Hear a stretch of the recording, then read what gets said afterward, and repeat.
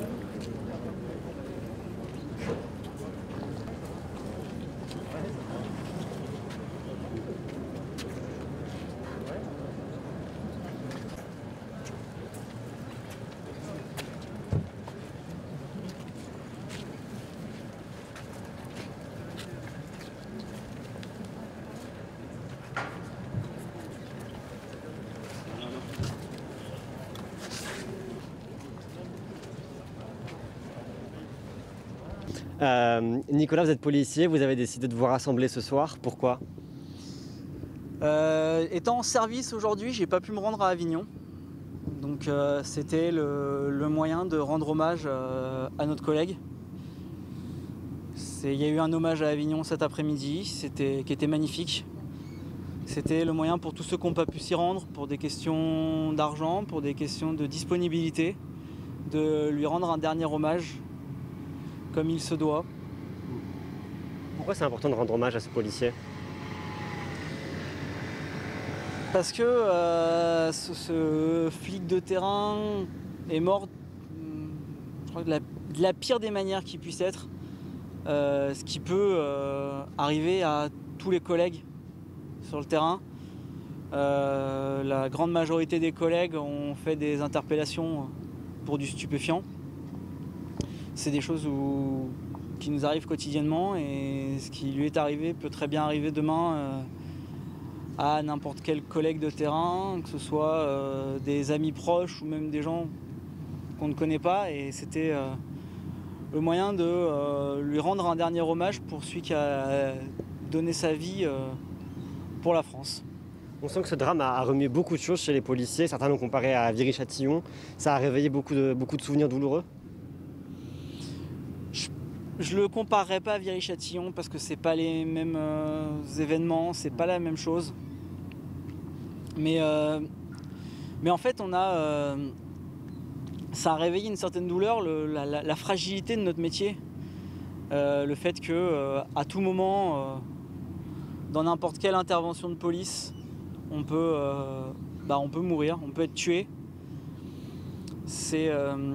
On peut être tué aussi froidement, et c'est ça qui a, je pense, réveillé toute l'émotion de la police nationale. On est une cocotte minute qui bout depuis maintenant trop longtemps. Là, c'est le temps des hommages. On pleure notre collègue, mais c'est vrai qu'on sent une tension palpable de pire en pire. C'est quoi l'émotion qui règne ce soir? C'est de la tristesse, de la colère? Ce soir, on était là pour un hommage, donc c'est essentiellement de la tristesse, réellement. Je pense qu'une grosse part de colère aussi, mais la colère arrivera après, le temps des revendications arriveront après. On a été accueillis en grande pompe par des gendarmes, les routes bloquées par la police. Plusieurs collègues m'ont envoyé des messages me disant qu'ils ont été refoulés, ou que leur patron les a contactés en leur disant de rentrer rapidement. Faut croire que ce rassemblement dérangeait du monde là-haut. Après, notre objectif n'était absolument pas de faire un rassemblement avec des milliers de personnes. L'objectif était que les collègues qui n'ont pas pu se déplacer rendent hommage et soient là pour montrer tout le soutien qu'ils ont pour les collègues d'Éric, mais aussi pour sa femme et ses 2 filles. Vous disiez tout à l'heure, la police est une cocotte minute. Elle va exploser cette cocotte minute? 2016, on a déjà explosé. Mais je crois que plus le temps va passer, plus l'explosion risque d'être grosse. Faut prendre faut que là-haut ils prennent le taureau par les cornes pour qu'ils puissent mettre en place de vraies réformes qui concernent autant la police nationale que la justice. On travaille étroitement avec la justice manque de moyens. Et c'est pas avec des contribuables qu'on va régler ça. Ce qu'il leur faut, c'est des moyens humains, c'est des moyens financiers aussi, comme nous. Et tant que les piliers de l'État et les piliers de la République seront aussi malmenés, on n'arrivera à rien, et ça risque de craquer à tout moment. Ces derniers jours, semaines, il y a eu beaucoup de faits divers impliquant la police, des tirs de mortier à Trappes, aux Ulysses, il y a eu énormément de choses. Qu'est-ce qui se passe? C'est parce qu'on en parle plus, ou il se passe vraiment quelque chose dans le pays? Je pense qu'on en parle plus, parce que des tirs de mortier, c'est malheureusement tous les soirs. Des guet-apens sur les collègues, c'est tous les soirs. Là, il y a un guet-apens à Fréjus, il y a 3 collègues blessés. On leur souhaite bien sûr un excellent rétablissement, mais les annonces et la communication du ministère fait 70 CRS en renfort pour les soirs à venir. Mais si on doit commencer à mettre 70 CRS dans toutes les villes où il y a des tirs de mortier, où ça part en sucette à un moment donné, où les collègues sont pris à partie en guet-apens, on va jamais avoir assez de CRS. Comment vous voyez les prochains mois? Ça va être compliqué? Est-ce qu'on peut avoir des policiers dans la rue? Je pense que les policiers dans la rue, on n'en aura pas maintenant. Les seuls par qui on peut en avoir, c'est vraiment du spontané. Les syndicats rassemblent, mais les syndicats rassemblent des policiers en détachement, qui ont les moyens de venir, ils affrètent des cars. Alors c'est bien beau de faire des grandes manifestations intersyndicales, mais derrière qui débouchent sur rien.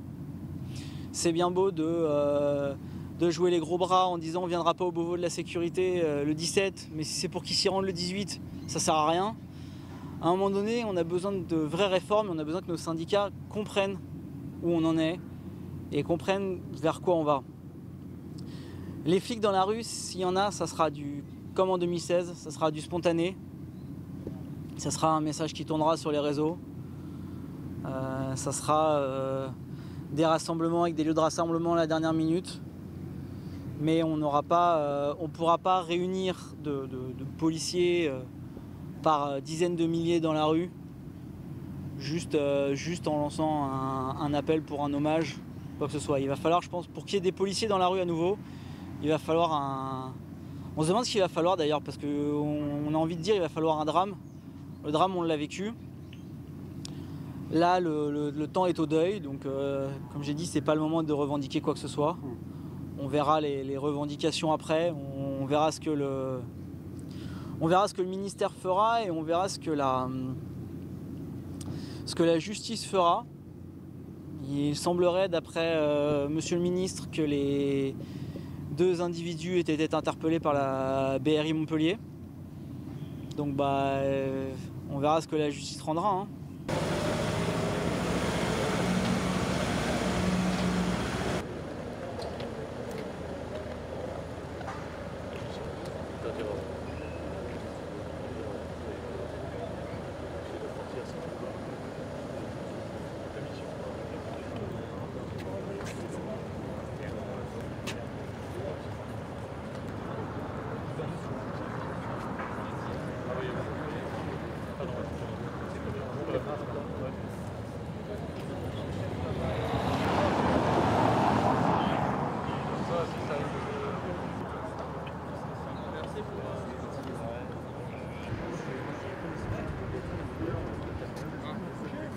Le chef de l'État a précisé. Qu'est-ce qui s'est passé ce soir sur les Champs-Élysées? Ça a été un simple rassemblement en hommage à Éric Masson, un rassemblement spontané de fonctionnaires de police, de familles, de policiers et ainsi de suite, qui ont décidé de rendre hommage à leur tour à Éric Masson, de s'unir dans la douleur avec sa compagne et de penser évidemment à ces 2 fillettes orphelines de papa qui ont 5 et 7 ans. Aujourd'hui, on pleure un époux, un frère, un papa, un fils bien évidemment, et puis surtout un collègue, un individu qui a donné sa vie pour vous protéger, pour nous protéger. Ce drame, il a marqué beaucoup de policiers, c'était important aujourd'hui de se rassembler? Bien évidemment, c'est hyper important de se rassembler aujourd'hui parce que tout le monde n'a pas pu se déplacer à Avignon, donc c'était nécessaire d'organiser un petit rassemblement qui ne paye pas de mine, hein, quelque chose de humble et de simpliste pour pouvoir à notre tour rendre hommage. La même journée que les syndicats de police à Avignon et de pouvoir faire quelque chose de façon locale, notamment à Paris, sur la plus belle avenue du monde, là où il n'y a jamais eu d'hommage pour l'instant à Éric Masson. Ce soir, c'est quoi l'émotion? C'est la tristesse? Il y a aussi un peu de colère, on a l'impression. Il y a de la tristesse bien évidemment parce que c'est un acte qu'on pouvait tous prévoir, on a tous vu arriver un drame pareil, mais évidemment il y a de la colère parce que c'est représentatif de cette haine du flic qu'on dénonce depuis des années, qui ne cesse de s'accroître, qui ne cesse d'augmenter et qui, à cause d'un certain laxisme ou d'un certain fatalisme, on a laissé se jeter l'opprobre à l'encontre des fonctionnaires de police, à l'encontre de ceux qui nous protègent. Et c'est aujourd'hui pourquoi Éric Masson est mort et que demain, très certainement, d'autres personnes pourront périr sous des balles, sous des tirs de mortier d'artifice ou des cocktails Molotov. Aujourd'hui, on a encore 4 fonctionnaires de police qui ont été blessés à Fréjus en raison de tirs de mortier qui ciblent directement des fonctionnaires de police.